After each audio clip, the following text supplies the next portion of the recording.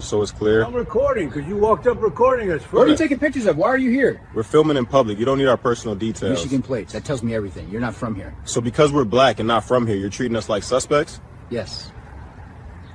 I'm racist. Jalen saw it in the man's hands first, phone up, already recording, before he even heard the footsteps. Old Town was still waking up. Stores were dark. Streets were quiet. And yet this 72-year-old white man walked straight toward two black men with a camera, like he'd been waiting for a reason. He didn't start with a greeting. He started like an interrogation. This is one of those situations that starts off sounding almost ridiculous, until you realize how dangerous ridiculous can get when it's backed by a badge. And the scariest part? If one tiny detail hadn't changed, it could have ended very differently. Quick thing, where are you watching from? Drop your city or state in the comments. And if you watch stories about people getting exposed when they try to play neighborhood police, hit like and subscribe, because this one turns ugly fast, and then it turns expensive. Now, rewind, because the setup matters. It was early morning in Old Town Scottsdale, the kind of place that sells a safe image, like it's part of the sidewalk. Everything looks controlled. Everything looks curated.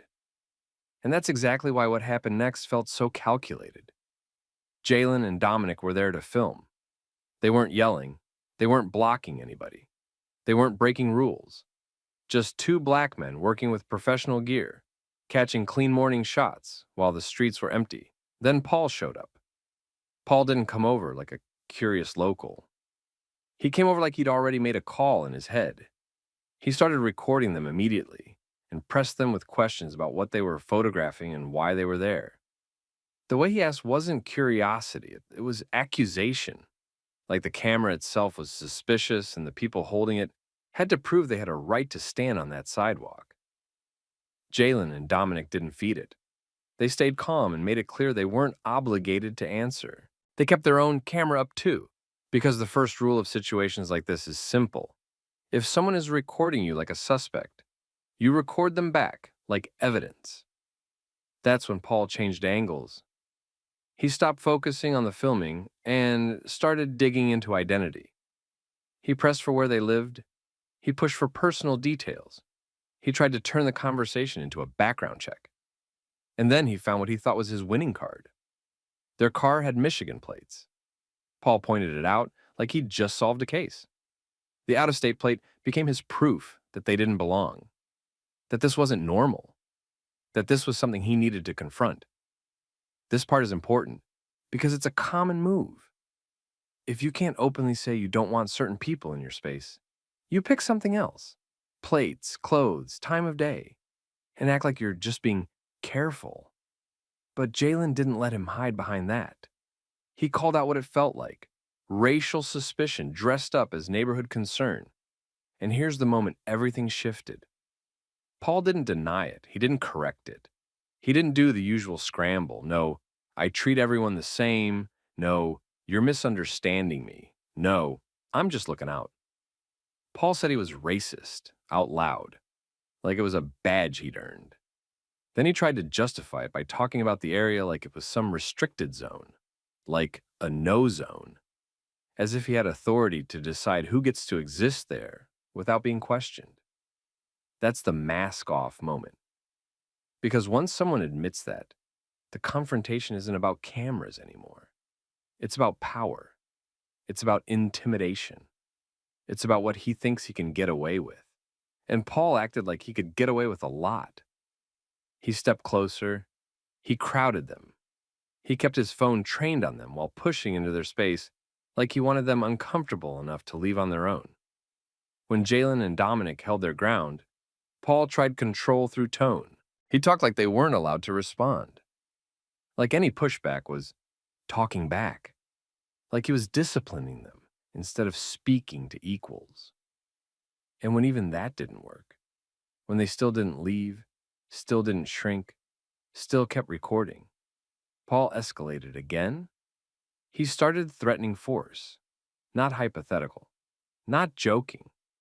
The kind of lines meant to make two men decide whether to risk a fight or walk away. Jalen and Dominic didn't mirror him. They didn't step into his chaos. They did something smarter. They went firm and procedural. They told him to back up. They told him to stop crowding them. They made it clear they felt threatened. They warned him not to touch them. And in that quiet early morning street, with fewer people around and less accountability in the moment, those cameras became the only thing keeping this from turning into Paul's private version of justice. Because here's what Paul didn't expect. They weren't leaving, and they weren't going to let him rewrite the story later. They were building a record in real time. And Paul, still recording, still pressing, still acting like he ran the sidewalk, was about to say and do the exact things that would follow him for the rest of his life. By lunchtime, the clip wasn't just a weird morning anymore. It was everywhere. People weren't arguing about what happened. They were arguing about what it meant. And that's because the video didn't leave room for interpretation. It showed an older man walking up like he owned the sidewalk, recording two black men like suspects, and escalating when they refused to submit. Old Town Scottsdale is the kind of place where reputation matters. Businesses depend on the image. And once that video started picking up traction, it stopped being a personal confrontation and became a public problem. That's why the police reached out the same day. Not because Jalen and Dominic did anything wrong, because they didn't, but because the internet had already done what it always does. It forced the situation into the light. When officers contacted Paul, they didn't come at him like he was a criminal right away. They did what police do when they're trying to pin down the facts. They asked what led to the encounter. Paul's response told them everything. He didn't describe it as a neighbor moment. He described it like a security incident. He said he saw two black men with a sophisticated camera and decided it didn't look like tourism. He framed their presence like it was suspicious by default, like the burden was on them to prove they weren't a threat. Then he reached for his justification. He claimed he was watching for trouble because of protests and unrest. Like that turned his assumptions into responsibility. And here's where it gets even more revealing. Paul admitted he took a picture of them first. Not a casual photo, not a harmless snapshot.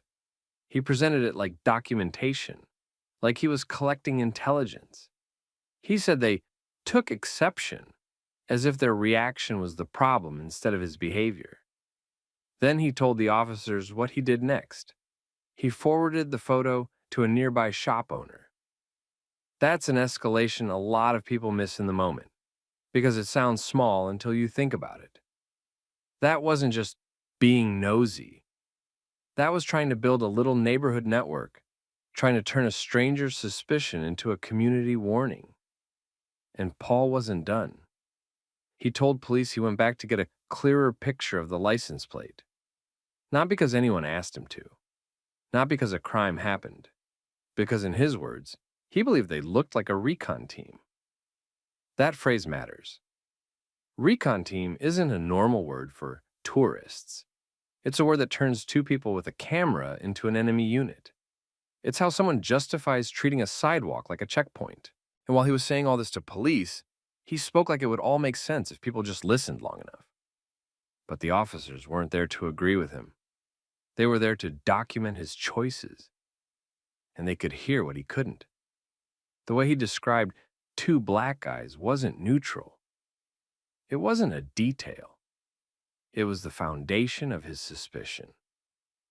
He didn't say, I saw two people with a camera.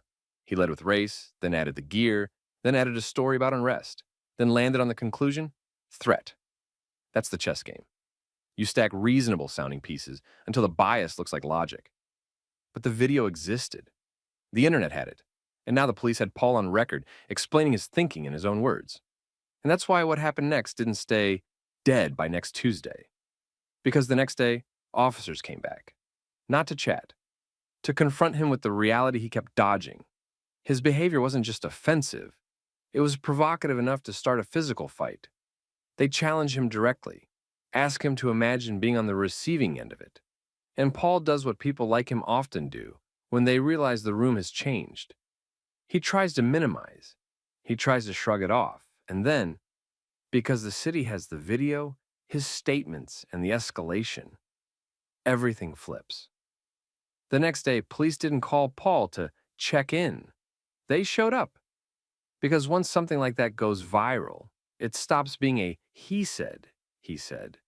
It becomes a public record. And Scottsdale PD had two problems on their hands: the incident itself and the fact that Paul looked comfortable doing it. When officers spoke to him again, they weren't interested in his theories about cameras or recon. They focused on what actually creates danger in the real world: the way he approached, the way he escalated, and the way his words could have triggered a fight in the middle of Old Town. They pressed him on the obvious point. His comments weren't just rude, they were provocative.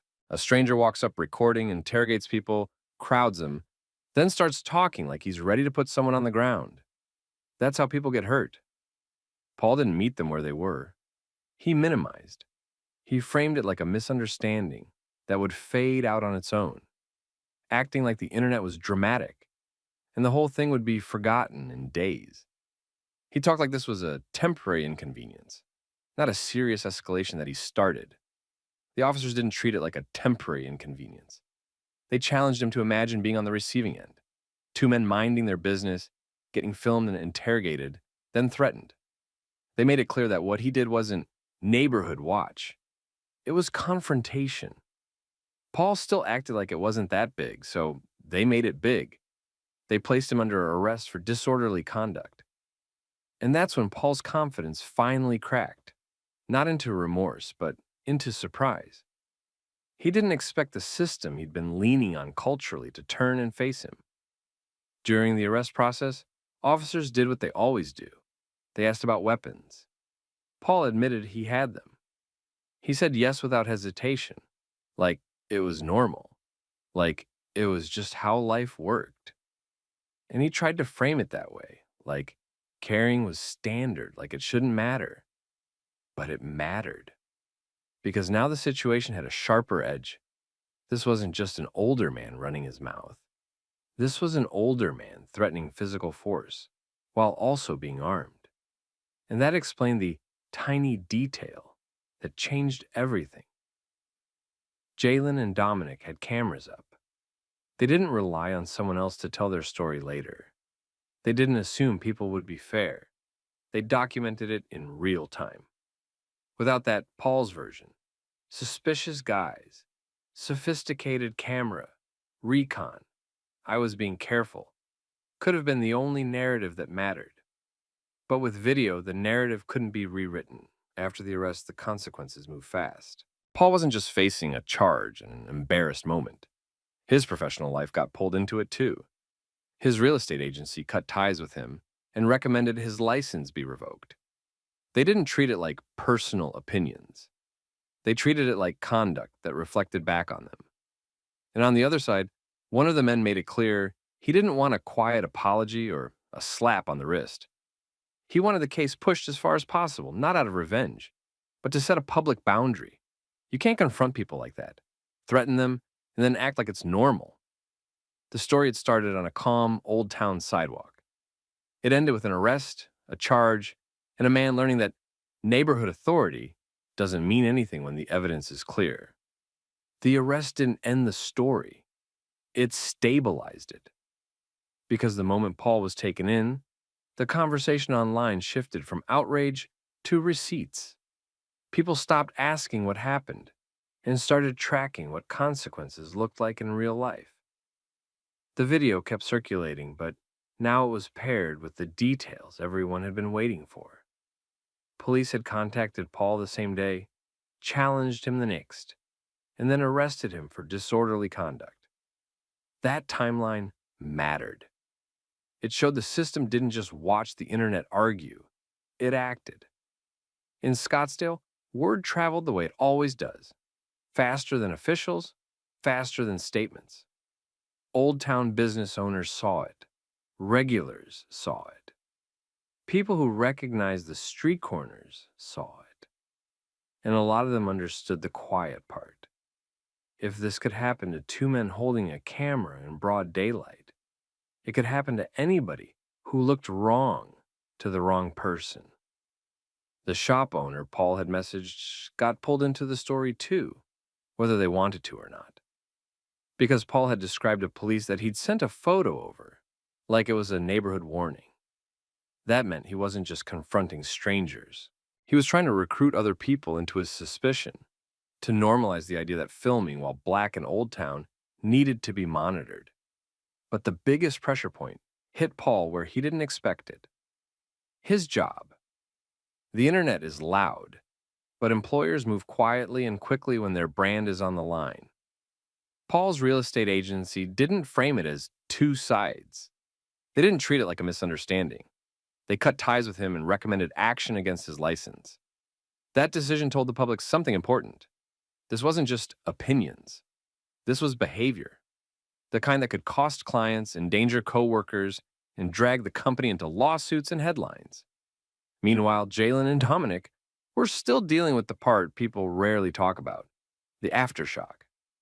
Even when you win the moment by staying calm and recording, your body remembers the threat, the crowding, the intimidation, the fact that a stranger felt comfortable telling you he could put you on the ground in an empty street. They didn't try to turn it into a performance. They kept it practical. One of them went public with a clear goal. He wanted the case prosecuted as far as possible, not because he thought punishment fixes everything, but because a public example sets a boundary. It tells the next person thinking of doing this that the outcome isn't a viral clip and a shrug. It's handcuffs, a record, and fallout. And that was the real shift. Paul had tried to control the story from the first second by recording them first, labeling them outsiders, and treating their presence like a threat. But once the footage spread, he lost control of what mattered most: how the public saw it, how police documented it, and how institutions responded to it. Old Town went back to looking calm. Same sidewalks, same morning light. But now everyone knew what safe had meant to Paul, and what it could cost when someone like him decided to act on it. A week later, Old Town Scottsdale looked the same. Morning walkers still moved through the same streets.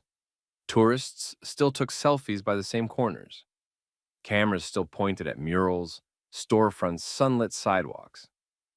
But Jalen and Dominic weren't looking at the neighborhood the same way anymore. Because the lesson wasn't that one rude man got arrested. The lesson was how fast a normal moment can turn into a confrontation when someone decides they have the right to police you. Paul never needed a uniform to act like an officer. He didn't need permission to interrogate strangers. He didn't need proof to assume the worst. All he needed was confidence, an audience he thought would side with him, and a story he could tell himself, that he was protecting something. That's the trick in a lot of these situations. The person escalating doesn't see it as escalation. They see it as duty. And that's why the tiny detail mattered. The reason this didn't end worse was simple. The cameras were already rolling, and Jalen and Dominic didn't surrender control of the narrative.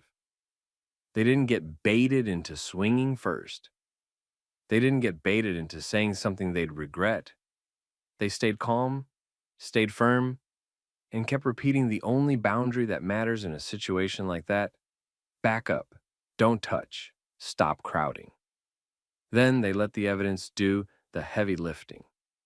Because once the video hit the internet, Paul's favorite weapon, his confidence, turned into his biggest liability. His words didn't sound like concern. They sounded like what they were: suspicion aimed at two black men for existing in the wrong place with the wrong look, plus threats meant to force them to leave. And when police got involved, Paul's own explanation didn't help him. He doubled down. He described them by race first. He framed their equipment like it was criminal. He called them a recon team. He admitted he tried to gather identifying details. He treated a public sidewalk like a controlled zone. Even after officers challenged him on how provocative he'd been, he still talked like it would blow over. It didn't. He got arrested for disorderly conduct. He admitted he had weapons. His agency fired him and pushed for his license to be revoked. And the men he confronted made it clear They wanted prosecution taken as far as possible, because the point wasn't just punishment, it was precedent. And accountability doesn't always come from someone doing the right thing in the moment. Sometimes it comes from the public seeing the truth clearly enough that institutions can't ignore it. Now, let me ask you something. If you were Jalen or Dominic, would you have stayed and kept filming? Or would you have left the second a stranger started interrogating you? Drop your answer in the comments. And if you've ever been put in a situation where someone tried to act like they had authority over you in public, share that too. People learn from each other's patterns. And if you want more story times where dignity wins, receipts matter, and people who try to intimidate strangers end up facing real consequences, make sure you like, subscribe, and turn on notifications so you don't miss the next one. We need to check your belongings. I do not consent to a search. Get a supervisor. Ma'am, stop resisting. These credentials are fake. This looks like impersonation.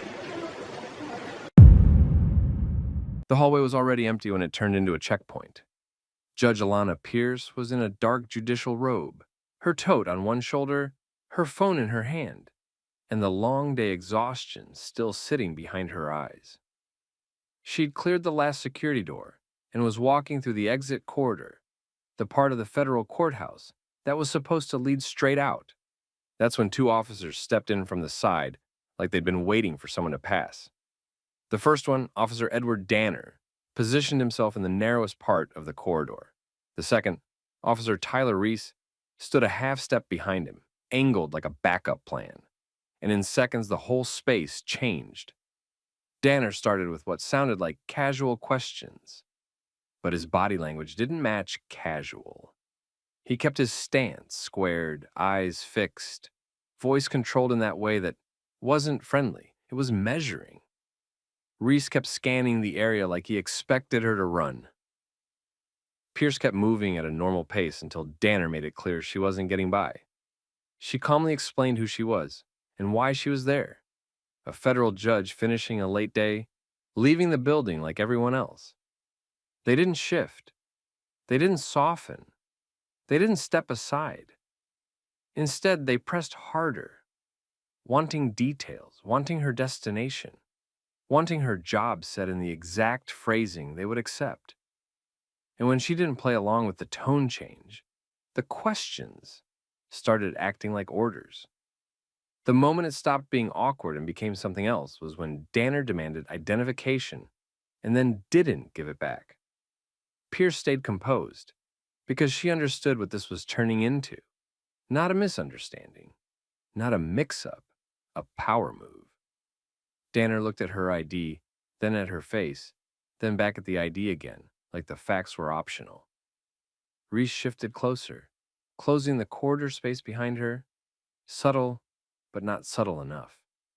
Pierce didn't raise her voice. She didn't argue emotionally. She did what people with real authority do when they're being tested by fake authority. She narrowed it down to procedure. She asked if she was being detained and on what basis. And that's when Danner made the situation official without using the official word, by telling her she wasn't leaving until they verified who she really was. Narrator voice. Engaging phrase. This is one of those situations that starts off sounding almost ridiculous until you realize how dangerous ridiculous can get when it's backed by a badge. And the scariest part, if one tiny detail hadn't changed, it could have ended very differently. Before we rewind, drop where you're watching from. Country, state, city, wherever. And if you watch stories about accountability, power games, and people staying calm when the system tries to bully them, hit like and subscribe because this one shows exactly why evidence matters. Now, here's how it started. It was a late Tuesday night, the kind of late where the courthouse air felt stale and the building sounded bigger than it was. Most offices were dark. The staff that stayed past normal hours moved quietly and fast, like everyone was trying to finish their work without becoming anyone else's problem. Judge Alana Pierce had been inside since early morning. She wasn't a celebrity judge. She wasn't the type who walked around with an entourage. She was known for being prepared, direct, and unshakably professional, especially in a building full of people who tried to test boundaries for a living. That day had run long for reasons that weren't dramatic, just real. Hearings that stacked up, last-minute filings, a late motion that couldn't wait, and a final set of notes she refused to leave unfinished. The courthouse didn't shut down just because it was night. It just got thinner. Fewer eyes, fewer witnesses, more room for someone to do something wrong and claim nobody saw it. By the time she wrapped up, her robe was still on because she'd been moving from one task to the next, and she didn't think it mattered. It shouldn't have mattered. A judicial robe in a federal courthouse isn't a costume. It's not ambiguous. But Pierce also knew something most people learn the hard way. Uniforms don't protect you from bias. Sometimes they trigger it. She took the same exit route she always used after a late evening, the corridor that runs past the security screening area and funnels employees and authorized personnel toward the doors. Cameras covered it. Procedures existed. It was supposed to be clean. And as she approached the security exit corridor, she noticed something small at first. The usual overnight rhythm felt off. The security desk area wasn't busy, but it wasn't relaxed either. 2 officers she didn't recognize were posted near the exit zone, talking with that quiet intensity people get when they're bored, but still want to feel in control. Officer Edward Danner had the posture of someone who enjoyed being the final gate. Officer Tyler Reese had the energy of someone trying to prove he belonged next to Danner. Pierce didn't think about them for more than a second, because she had no reason to. She was in her workplace. She had access. She belonged there. And then, the second she passed the point where the corridor narrowed, Danner stepped in. At first, it looked like routine engagement, an officer acknowledging someone leaving late. But within moments, the tone turned. Not openly hostile. Worse than that. Suspicious. Danner's "Where are you headed?" turned into "Why are you here this late?" and then into "What exactly do you do here?" The pace of the questions didn't match safety. It matched testing. Pierce answered in a controlled, professional way. She stated she worked in law at the courthouse and was leaving after a long day. That should have ended it. Instead, Danner escalated like her calm made him angry. He demanded identification as if she'd just wandered in from the street. Pierce gave it because she had nothing to hide and because she also understood the reality. Refusing an ID request from someone determined to make a scene rarely ends well for the person without a weapon. The ID matched her name. Her credentials were real. Everything lined up. And Danner still didn't hand it back. He stared at it like he was hoping the plastic would change its mind. Reese leaned in and added a pressure. Questions about why she was alone, why she was out so late, whether she'd been drinking. Not because there was any sign of that. Because it's a humiliation tactic that's easy to say and hard to disprove in the moment. Pierce didn't take the bait. She didn't try to prove herself by over-explaining. She did what she did on the bench. She focused on the rules. She pushed back in measured terms, making it clear she wasn't required to answer random escalating questions without lawful reason. She pointed out that holding her ID and blocking the exit corridor was not a casual conversation anymore. And that's when Danner shifted into the most common cover language used in moments like this. He claimed they needed to verify her identity. But the real truth was simpler. He didn't believe she could be who she said she was. And he didn't want to admit he was wrong. Officer Edward Danner kept Judge Alana Pierce's ID in his hand, like it belonged to him now. He didn't step aside. He didn't return it. He didn't do the normal thing. Read it, confirm it, move on. Instead, he held the corridor. Officer Tyler Reese moved to Pierce's other side, not close enough to touch her, but close enough that the message was clear. She wasn't walking out unless they allowed it. Pierce stayed still. She didn't try to push past them. She didn't raise her voice. She kept her tone even and repeated what mattered. She worked in the building, her ID was valid, and she was leaving. Danner answered by adding more questions, not security questions, control questions. He pushed for where she was going, why she was out late, and what she was really doing in the courthouse after hours. Then he moved to the kind of accusation that's meant to embarrass and destabilize, whether she'd been drinking. Pierce didn't argue about the insult. She corrected the process. She made it clear she wasn't required to answer random personal questions, and that holding her ID while blocking her path was not a voluntary conversation anymore. That's when Danner used the word he thought protected him: verification. He claimed the ID didn't look right and said they needed to verify her. He still didn't give a real reason. He didn't point to a policy. He didn't cite a call from inside. He didn't say there was a threat, a report, or a violation. He just said they were verifying. The problem was simple. In that corridor, with her exit blocked and her ID withheld, verify meant detain, without saying the word. Pierce stayed controlled and asked for a supervisor. Reese responded by tightening the space again, turning his body so the corridor felt smaller. It wasn't a tackle. It wasn't a hand on her arm. It was the kind of positioning that lets people later say, nobody forced anything, while still making it clear you're not free. Pierce didn't flinch. She didn't plead. She did what she knew would matter later.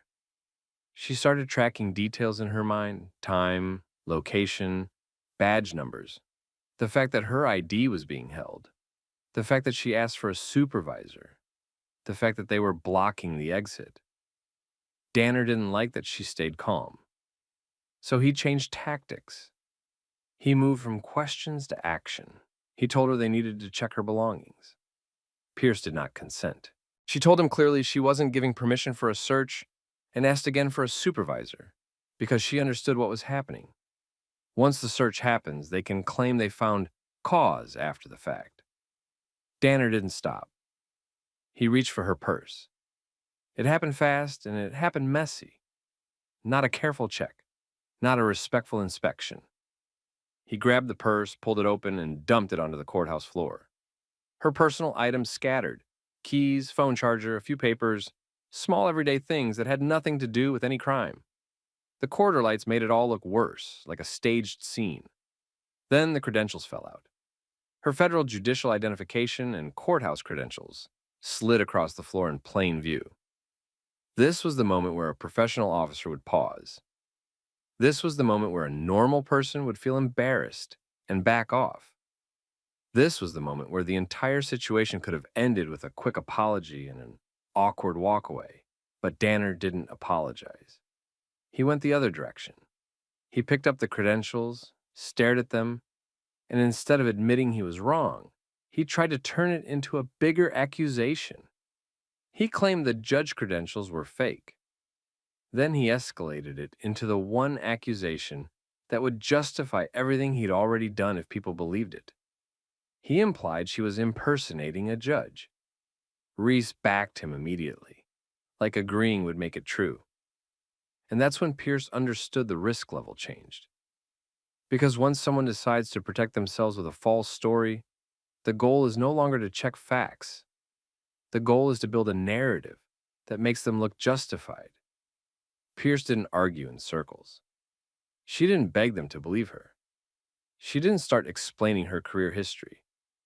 She did the most important thing she could do in that moment. She quietly started recording, not in a dramatic way, not announced as a threat, just a calm decision because she knew what came next. Radio traffic, selective wording, and official claims that would be hard to fight without evidence.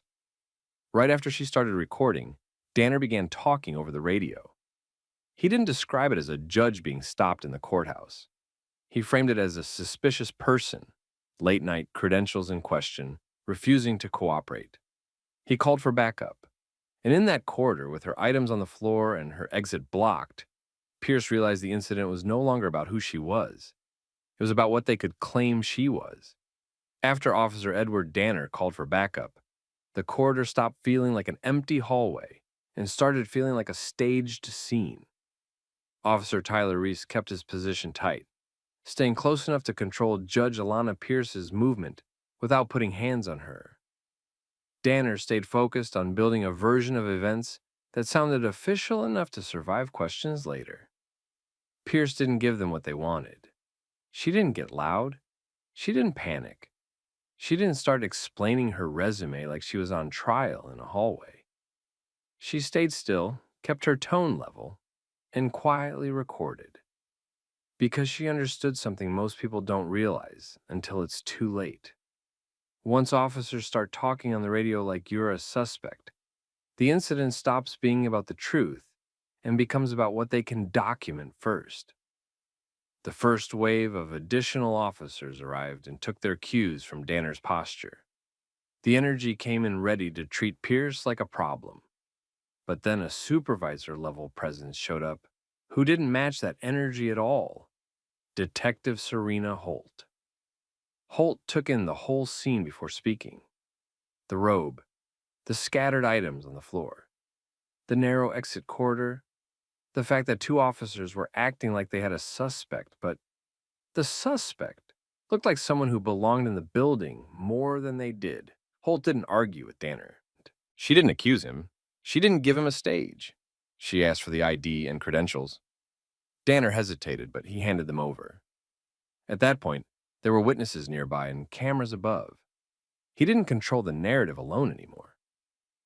Holt looked at the credentials, then looked at Pierce, then made a verification call through the courthouse system. It was quick, direct, and final. The confirmation came back clean. Pierce was who she said she was. The credentials were real, the job matched, the access matched. The story Danner was building couldn't survive contact with a basic internal check. That was the exact moment the whole situation changed. Not because anyone suddenly felt guilty, because now the risk shifted from how do we control her to how do we explain what we did. Holt didn't let them skip past the main issue. She pressed for what legal reason they had for stopping Pierce, taking her identification, blocking the corridor, and dumping her purse without consent. Danner tried to hide behind vague language, security, verification, policy. But Holt treated that the way experienced investigators treat it, like noise. She focused on concrete facts. There was no report of a threat. Pierce was leaving through a controlled exit route. She produced identification. There was no lawful basis to turn the interaction into a detention. And once they searched her property without consent, the situation moved from unprofessional to unlawful. Pierce didn't celebrate. She didn't insult them. She didn't need to. She simply gathered her belongings off the floor piece by piece, slow and steady, while courthouse staff watched. The night security lead, Mr. Ortega, had stepped closer by then, and his expression said enough. This wasn't a confusion anymore. It was a problem. Holt returned Pierce's identification directly to her. Then she ordered the corridor cleared. The officers stepped back, and Pierce walked out the way she should have been allowed to walk out from the beginning. But the incident didn't end when Pierce left the building. It followed them into reports, logs, and footage. Within days, the courthouse started doing what institutions always do when something goes wrong in a monitored space. They pulled records. Security cameras covered the corridor.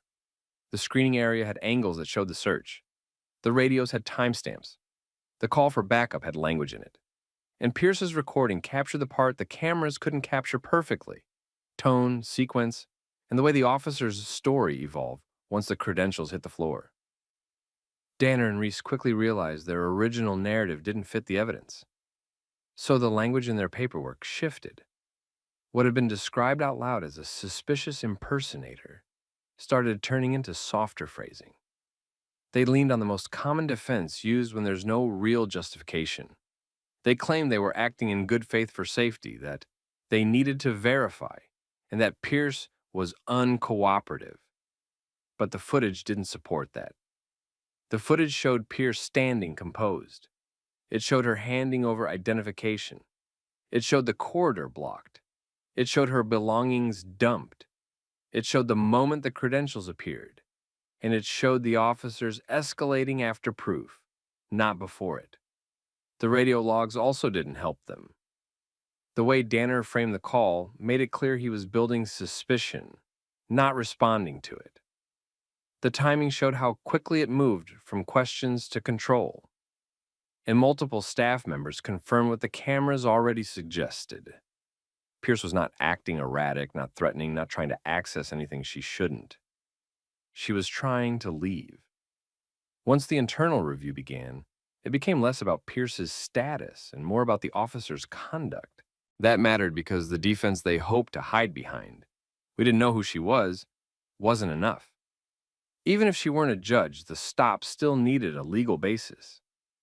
The search still needed consent or cause. The detention still needed justification.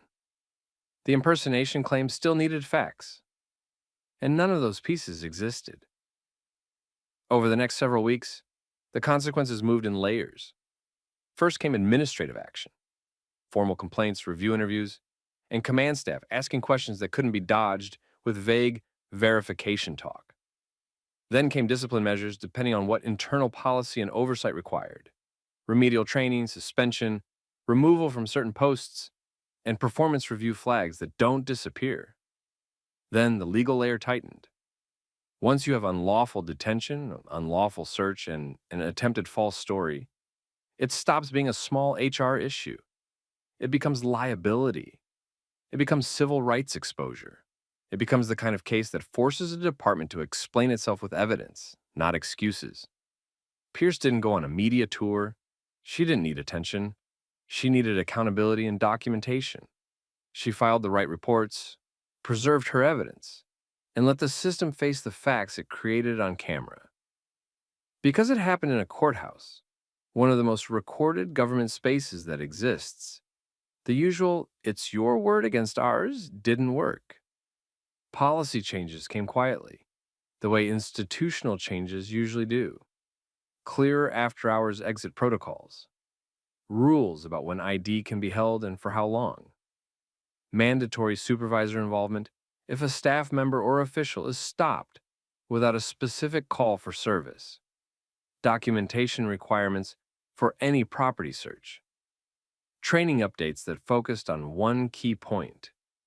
Suspicion isn't a feeling you get to act on.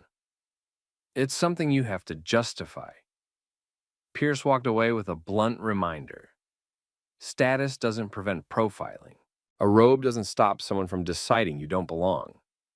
Titles don't protect you in the moment. What protects you is composure, boundaries, and proof. Because in the end, what started as a basic hallway encounter turned into a documented example of how fast verify can become detain, how fast detain can become search, and how fast search can become a false accusation when someone needs to protect their pride. And that's the lesson. When power acts reckless, it depends on silence. When truth has evidence, power has to answer. Now tell me this. What would you have done in Judge Alana Pierce's position? Would you have recorded, demanded a supervisor, or tried to leave? Drop your answer in the comments. And if you want more real, grounded storytime cases where accountability wins, hit like, subscribe, and turn on notifications so you don't miss the next one. Why are you here this late? What are you doing inside? Is this your store? We're working. Nothing is happening here. Why are you treating this like a crime? I've never seen it active at this hour, Yeah, so explain it. it's Prove yours. it's yours. If there's no alarm and no burglary call, what's the legal reason you're demanding proof? The officer was standing in their doorway, like the store had tripped an invisible alarm. And Yema Khalif and Hawi Awash were already realizing this was not a quick check, because he kept demanding answers, like their presence needed permission. This is one of those situations that starts off sounding almost ridiculous, until you realize how dangerous ridiculous can get when it's backed by a badge. And the scariest part, if one tiny detail hadn't changed, it could have ended very differently. Before we run it back, comment where you're watching from. And if you watch these stories because you care about calm nerves, clean documentation, and real accountability, when authority starts pushing past its limits, hit like and subscribe, because that's exactly what this is. At around 1 a.m., Yema Khalif and Hawi Awash were inside their small neighborhood store in Tiburon, along with a third person who was with them that night, with the lights on and the space looking normal, like late-night work was happening and nothing more. A police officer walked up and treated the scene like an issue that needed to be explained, not like a business handling its own night. He framed his approach as concern, but he kept circling the same suspicion, pressing them on why they were there, why they were open that late, and what they were doing, as if being inside was automatically something they had to justify. Yema and Howie stayed calm and answered in a steady way, but the officer kept escalating through repetition, acting like the fact that he personally had not seen the store active at that hour was enough reason to interrogate them. When they questioned why it mattered, he leaned into authority and tried to box them in with a simple power move. If it was not their store, then they had no standing to question him. And if it was their store, then they had to prove it to him. That was the trap, because either way the burden shifted onto Yema and Howie, and the officer positioned himself as the person who decided whether their explanation was acceptable. The situation tightened further when they noticed body language signaling escalation, including the officer keeping a hand in his pocket, and one of them asked him to de-escalate by removing it, not as a challenge, but as a safety boundary. Instead of treating that as a reasonable request, the officer made it about control, talking like it was his duty to protect the town and the property, while refusing to give basic accountability in return when Yema and Howie asked him to identify himself. That refusal was a turning point because it clarified the imbalance. He demanded answers, demanded compliance, demanded proof, but resisted even the simplest transparency about who he was. That was when Yema and Howie called out what they believed was the real trigger for the stop, pointing to the fact that there were 3 black people in the store late at night, and the officer tried to flatten it into a generic statement about 3 people of any background, but they kept the focus on the behavior, not the excuse. Not long after, additional officers arrived, including a supervisor, and the department's posture became the story, because now it was not one officer improvising. It was multiple officers deciding whether to correct the approach or reinforce it. The supervisor framed the encounter as standard policing, emphasizing the hour and claiming the store never had activity at that time. And Yema and Howie immediately demanded clarity about what the next step was, because they understood that vague suspicion could stretch forever if nobody forced it into specifics. The officers responded by demanding proof of ownership, pushing Yema and Howie to demonstrate they had keys and to physically use a key in the door as a test, as if the owners had to perform legitimacy in their own space just to make the pressure stop. Yema resisted because the demand was humiliating and backward, and the standoff held with the officers pressing for a prove-it moment, and Yema and Howie refusing to be treated like suspects without a real reason. And that was the moment the entire situation balanced on a single detail: whether anyone outside the couple would validate what should never have needed validation. The standoff didn't get louder, but it got sharper, because the officers stopped pretending they were just curious and started acting like Yema Khalif and Howie Awash had to pass a test to earn basic respect inside their own store. The supervisor held the line for the department, repeating that the hour alone justified the stop, and the other officers backed it with that quiet crowd pressure that makes a simple interaction feel like a courtroom where the civilians are the only ones on trial. Yema and Howie kept asking for the next step, not because they were confused, but because they understood the danger of an open-ended investigation based on vibes, where the officers could keep stretching the encounter until someone finally snapped and gave them an excuse.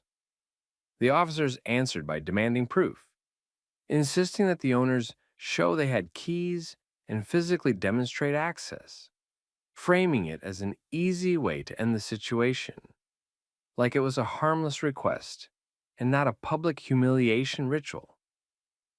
Yema resisted immediately, because the demand wasn't neutral. It was the department saying, "Prove you belong here to our satisfaction," even though there was no burglary call, no alarm, and no evidence that any crime had happened. That resistance turned the moment into a power contest, because the officers didn't want to leave without winning something. And Yema didn't want to validate the idea that ownership needed to be performed for approval. Howie stayed steady beside him, reinforcing the same point with calm, clear pushback. keeping the focus on the logic. If there was no report of wrongdoing, then the officers needed a real reason to keep escalating. Not a feeling, not a hunch, not a personal opinion about what time a store should be active. The supervisor tried to keep it framed as normal policing, but the more he did that, the more it sounded like a policy problem, because normal in this context meant people getting treated like suspects purely because their presence looked unusual to an officer. The pressure built in small ways, with officers repeating the key demand, repeating the hour, repeating the idea that they were simply checking, while simultaneously treating a refusal as suspicious, which is the oldest trick in these encounters. Make compliance the only way out, then call anything else a threat. Yema and Howie didn't take the bait, and that mattered because they were playing the only chess game that works when you're outnumbered by authority. Stay calm, stay consistent, make them justify every step, and make sure the record shows who escalated and why. Then the tiny detail changed. A neighbor came up, described as a white resident from nearby, and spoke casually like this whole thing was obvious, vouching for Yema and Howie and confirming that it was their store.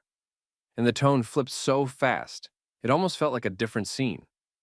The officers immediately dropped the pressure, dropped the demands, dropped the posture, and shifted into polite closure, thanking the neighbor, acting friendly, and moving toward leaving, as if the last several minutes hadn't happened.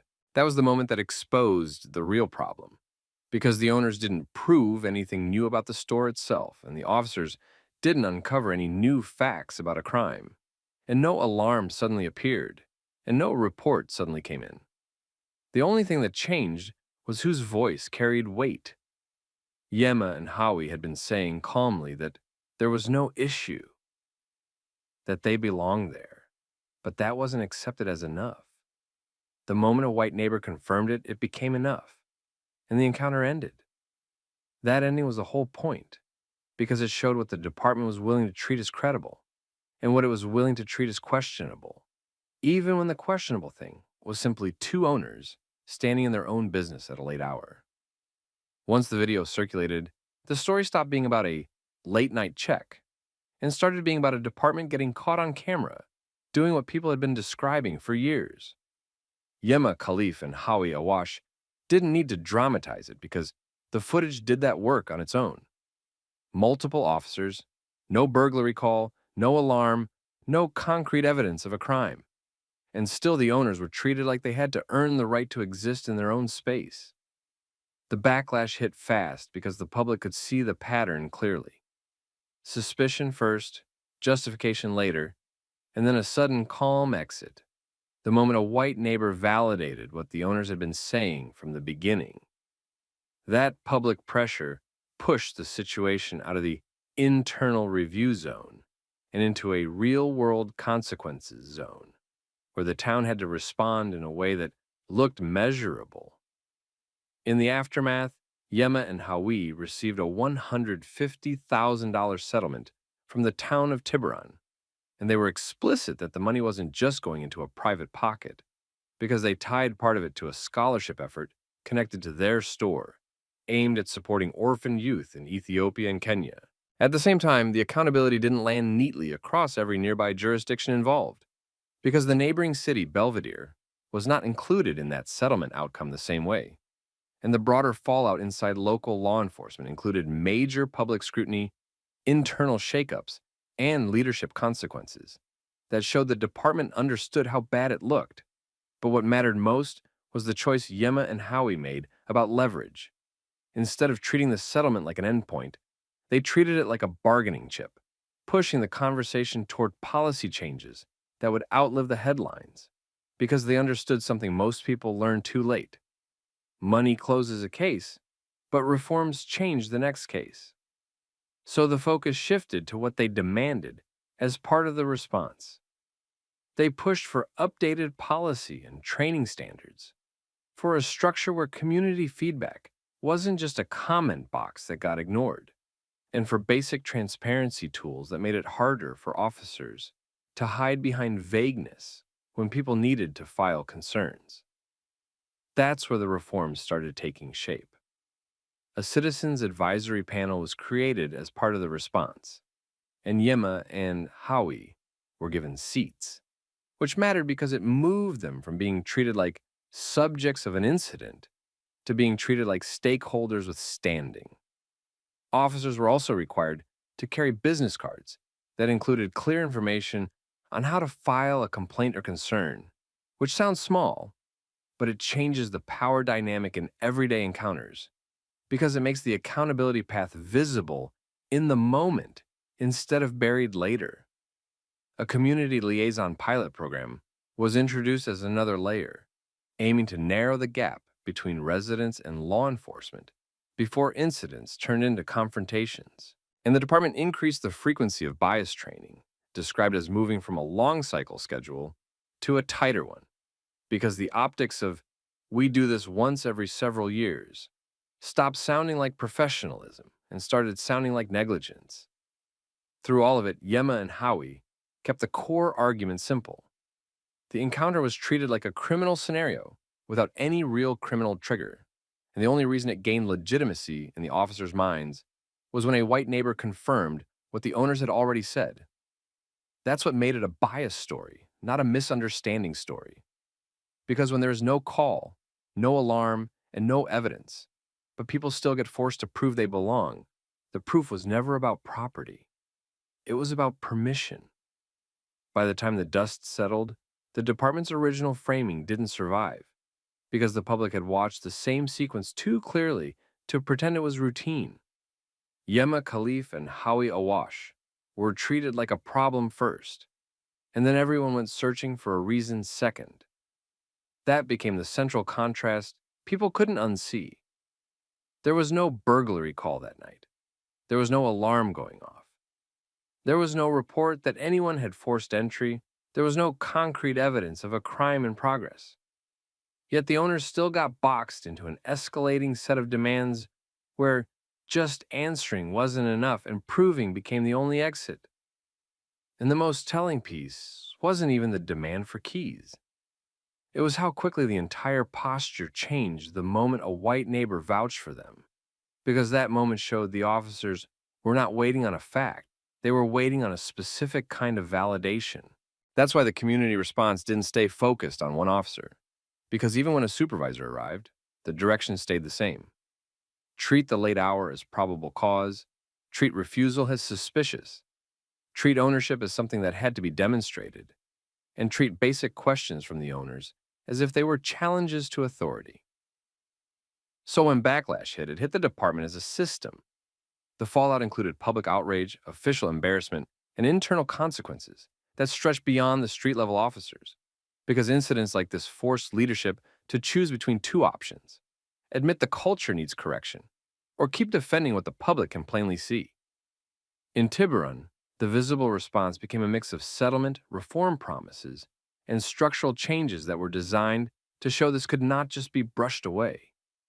The $150,000 settlement was one part, and Yema and Howie made sure it wasn't framed like hush money, tying part of it to a scholarship fund meant to benefit orphaned youth in Ethiopia and Kenya, because they wanted the outcome to produce something constructive instead of simply closing a file.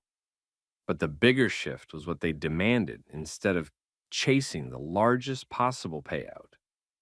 They pushed reforms that would change the daily mechanics of policing, not just the press releases. They pushed updated policies and training, and they pushed for community oversight through a citizens advisory panel with seats for themselves, so the people who lived the consequences would have a voice in the process going forward. They pushed a business card requirement, so officers could not refuse basic identification and then disappear into the bureaucracy, and so residents would have a clear, immediate route to file concerns without having to guess what forms to find or who to call. They pushed a community liaison pilot because they understood that relationships don't get repaired through statements. They get repaired through consistent contact that doesn't start with suspicion. And they pushed more frequent bias training, described as moving from a long gap between sessions to a tighter schedule. Because we do this once in a while. Stop sounding like prevention when the damage is already recorded and replayed. The narrator's takeaway landed where the footage always pointed. This was not about the store being open late. This was about who the officers believed belonged there without proof. Because when a business owner has to prove he belongs inside his own store without any real evidence that a crime is happening, the system is not responding to a threat, it is creating one. And the scariest part is how close encounters like that sit to the edge, where one wrong tone, one misunderstood movement, or one officer deciding to escalate can turn a ridiculous situation into a life-changing one. So if you made it to the end, drop where you're watching from. And tell me if you've ever seen a situation like this play out in your own town. Because the details change, but the pattern stays the same. And if you want more stories where calm people document everything and still force accountability when the badge tries to push past its limits, hit like, subscribe, and stay here. Because the next one is just as real. We got a call, someone waving a gun. You match the description. I need your ID. What description? I'm sitting here minding Black my shirt, business. Black glasses, that's you. Hand over your license. No, I don't have to give you ID just because you walked up here. I didn't do anything. If you keep getting into it, it's going to get worse for you. Don't threaten me for saying no. You're turning this into something it doesn't have to be, and you know it. Imagine sitting on a park bench doing absolutely nothing. And the next thing you know, an officer is standing over you saying, you match the description. Not your face, not your height, not anything specific. Just your shirt and your glasses. And the scariest part? The moment you refuse to play along, the officer doesn't just get annoyed. He starts building a case out loud, right there in front of everyone, like he's writing your future in real time. All right, quickly, where are you watching from? What country or state? And if you like stories where staying calm and knowing your rights actually changes the outcome, hit like and subscribe, because these situations are way more common than people think. Now, here's what really happened. Edward Hale had been sitting on a bench in the middle stretch of the park, the area where the path stayed busy and people drifted past, without paying attention to anyone else. Black t-shirt, black framed glasses, phone in his hand. Nothing dramatic. Just a guy taking a break. Officer Grant Tiller walked up like he'd already decided what he was looking at. He told Edward he matched a description from a call, someone waving a gun, and he tried to turn that into an ID check immediately. Edward didn't stand up. He didn't get loud. He simply refused and made it clear there was no reason to hand over identification when he was sitting there minding his business. Tiller didn't move on from it. He repeated the matches the description line, as if saying it enough times would make it a legal basis. He said he just needed to make sure Edward wasn't armed. Edward answered that he wasn't, and he didn't add anything else. Then Tiller pushed for a driver's license anyway, like Edward had been pulled over, like the bench was a traffic stop. Edward refused again. That's when Tiller's tone shifted into pressure. He warned Edward that if he kept getting into it, it would get worse for him. And when Edward shifted even slightly, normal body movement, nothing sudden, Tiller reacted like it was suspicious, demanding to know what he was reaching for and why he was moving. Edward didn't give him the satisfaction of performing fear.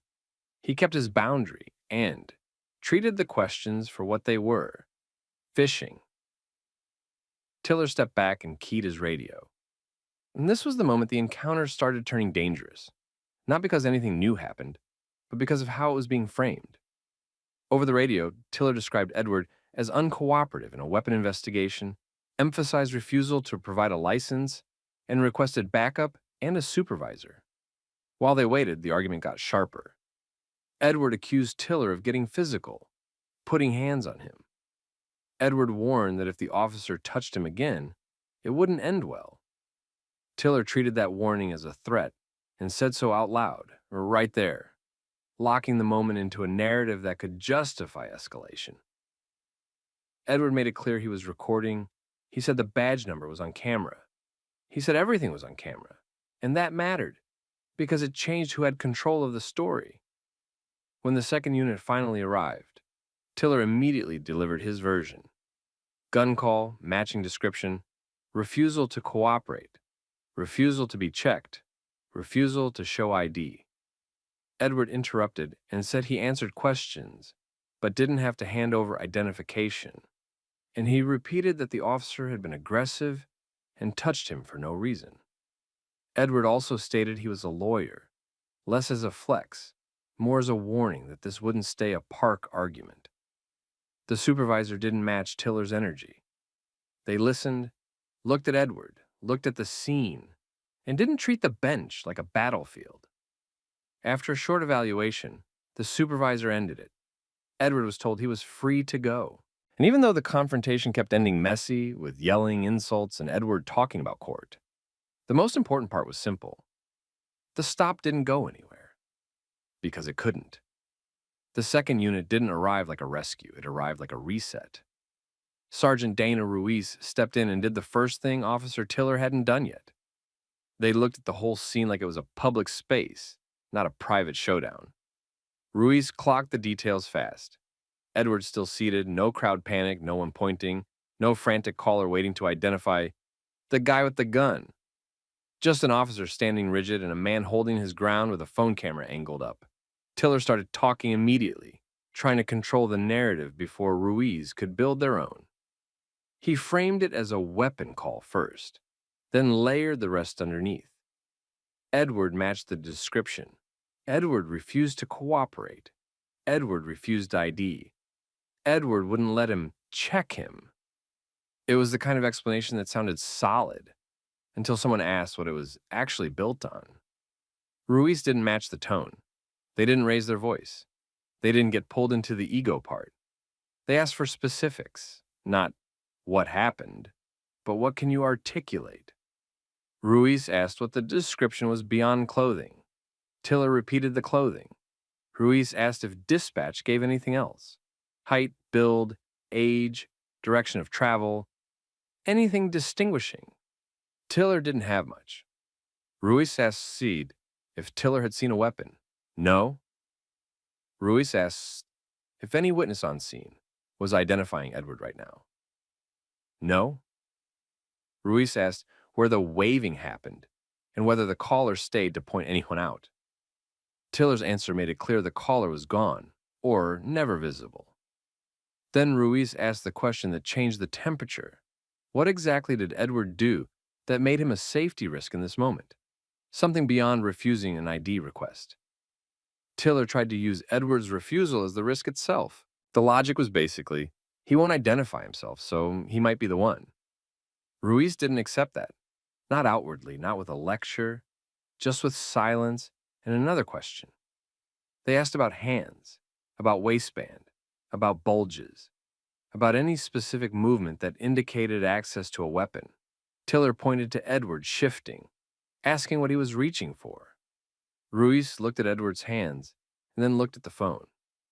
And this is where the tiny detail mattered, because Edward wasn't just recording with his phone. He was recording in a way that forced his hands to stay visible.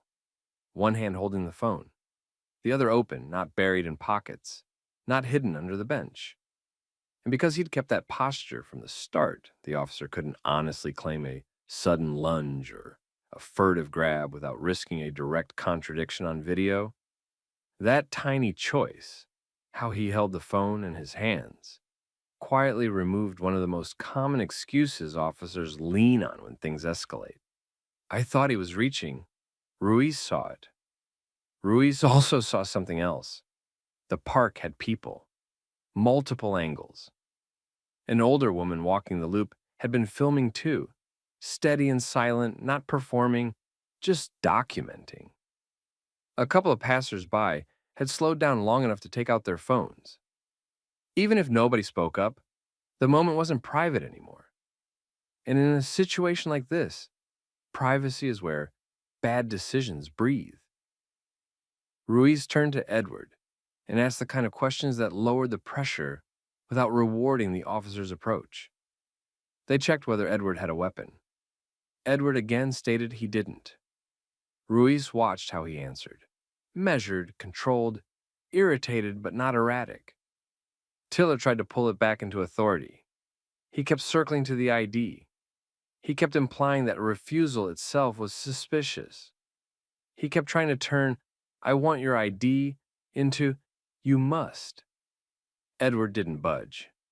He didn't try to impress the supervisor. He didn't over-explain.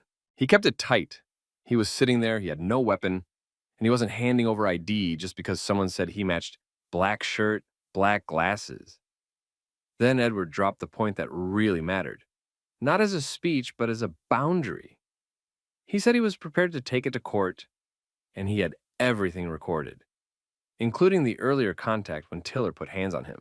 That was the second tiny detail, because hands on me changes how supervisors hear the rest.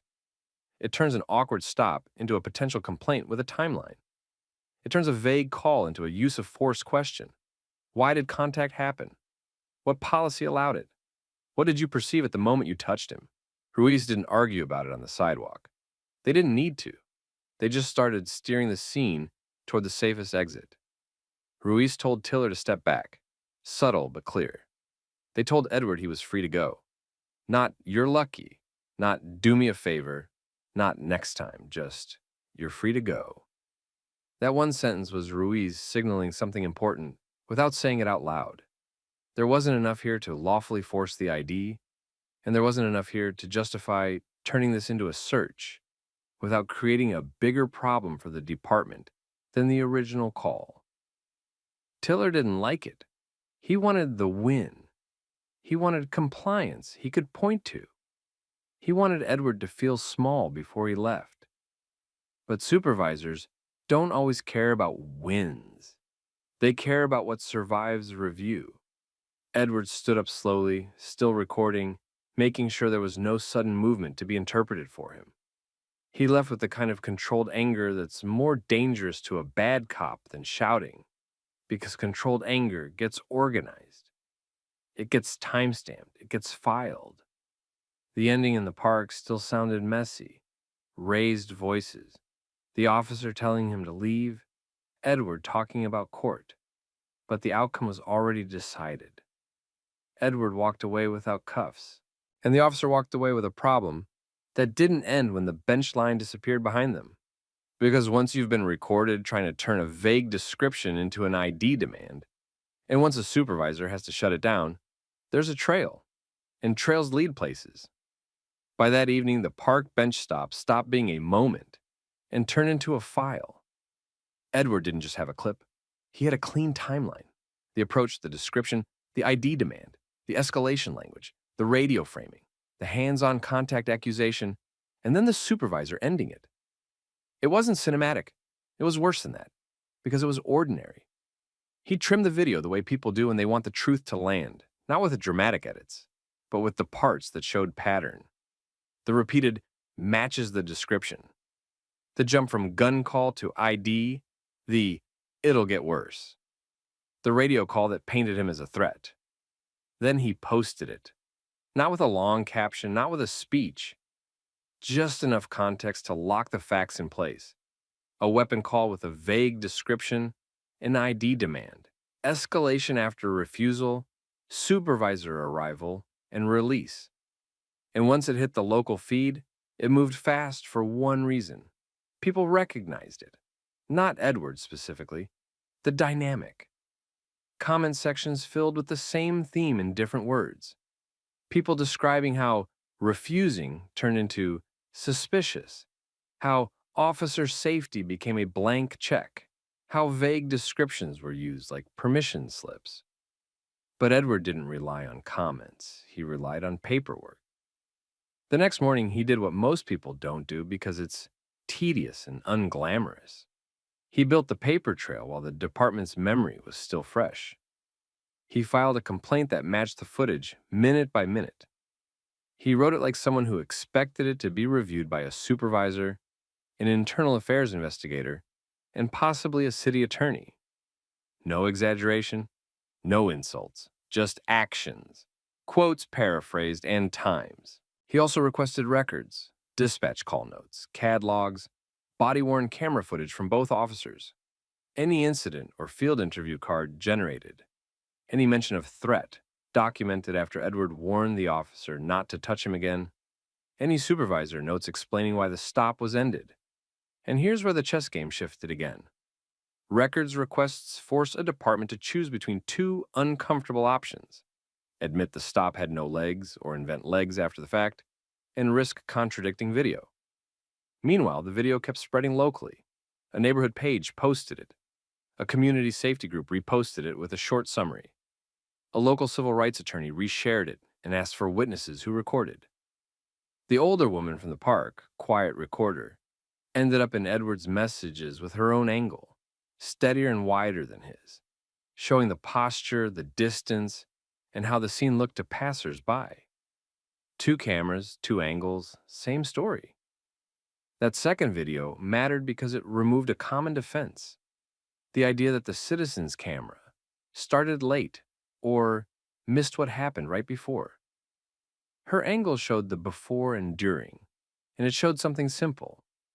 Edward wasn't charging at anyone. He wasn't hiding. He wasn't acting like someone waving a gun. He was sitting until the officer turned it into a standoff. Within a week, the department couldn't treat it like a private complaint anymore. A city council staffer asked the department for a briefing. Not because council staffers love work, but because public clips like that trigger calls, emails, and community meetings. Local reporters sent questions. The department's public information office did what they always do first, asked for time, said they were reviewing, reminded everyone the call involved a possible weapon. But that line didn't land the way it used to. Because Edward's video didn't show an officer carefully investigating a threat. It showed an officer trying to control a man with an ID demand and building a weapon call narrative when the man didn't comply. And people could feel the difference. Internally, the attention hit Officer Tiller in small ways first. A supervisor asked for a summary of the stop written. Another supervisor pulled his Bodycam tag and made sure it was uploaded. A sergeant who hadn't been at the scene asked why the stop didn't develop beyond clothing description. The same word kept coming up in those internal conversations. Articulation. What did he have specifically? Because black shirt, black glasses didn't articulate reasonable suspicion by itself in a crowded park, not when half the park could be dressed the same. Not when there was no witness pointing, not when there was no observed weapon, not when the call was vague and the officer didn't confirm details before escalating. Then there was the radio framing. Departments care about officer language on the air because it becomes the first version of the report. If the first version is inflated, everything after it looks like cover. And when a supervisor releases the person at the scene, it tells reviewers the officer's framing didn't match the reality. And then came the one detail that turned this from questionable to liability in the eyes of admin, the hands-on contact allegation. Even if nobody could prove it yet, it forced an inquiry. Because if a citizen says an officer put hands on them without justification, and the rest of the stop doesn't have clean legal footing, investigators don't shrug it off. They pull Bodycam. They pull GPS. They check policies about detentions, searches, and escalation language. They don't do it out of kindness. They do it because lawsuits cost money. By the second week, Edward received what departments often send when they know something's hot, a formal acknowledgement letter. It didn't admit anything. It didn't apologize. It confirmed the complaint was received and under review.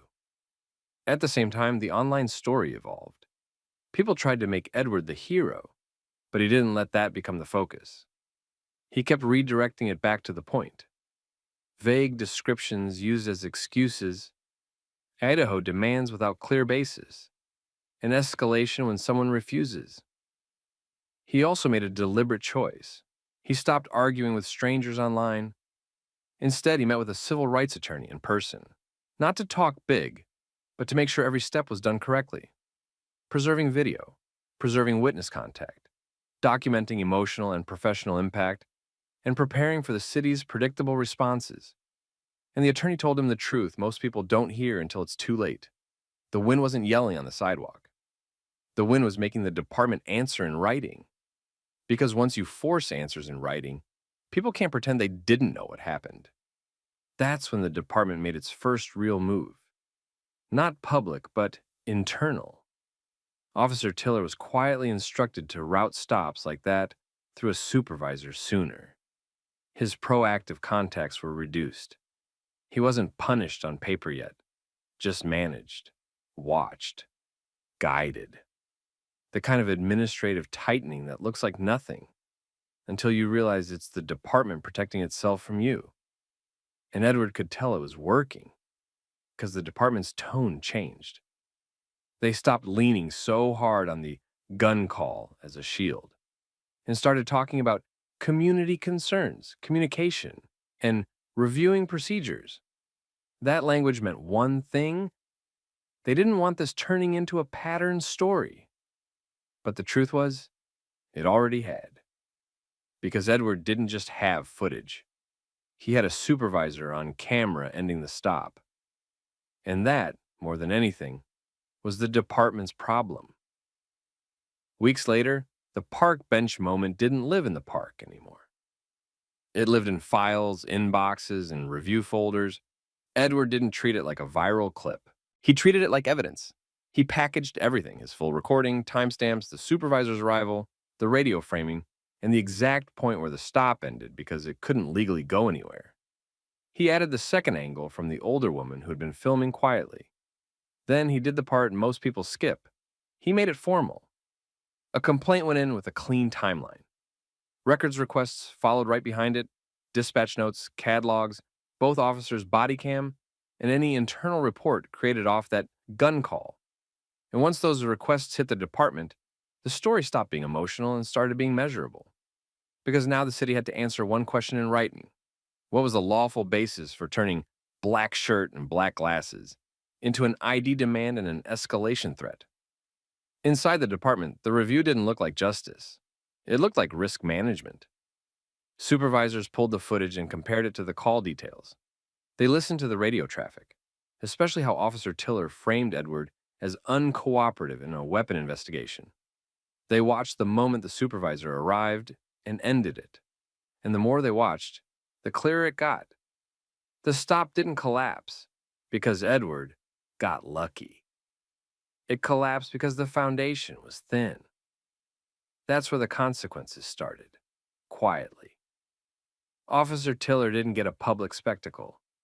Instead, he got the kind of discipline departments prefer because it leaves less public footprint, increased oversight, corrective counseling, and mandatory training. His discretionary stops got scrutinized. His reports got read harder.